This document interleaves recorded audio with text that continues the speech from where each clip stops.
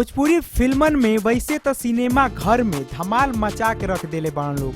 भोजपुरी गाना के बात करी तो इनका भी कोनो जवाब नहीं है। भोजपुरी दर्शक जब तक भोजपुरी गाना के सुन ना ले ले, देख ना ले ले, तब तक बेचैन रहे ले।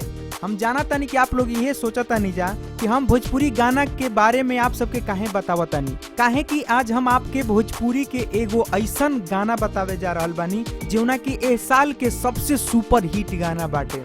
अगर आप जानल चाहतनी कि वो गाना कौन बाटे तो हमार रिपोर्ट के ध्यान से देखी। आपके बता दी कि वो गाना फिल्म मोकामा 0 किलोमीटर का है और वो गाना के नाम बाटे कि पिछले जन्म के बाजार। आपके बता दी कि ये गाना के दर्शक ने काफी पसंद कैल हन लोग। हम बता दी कि गाना के दर्शक बहुत पसंद कैल हन लोग और ओकर बहुत तारीफ भी कैल हन लोग।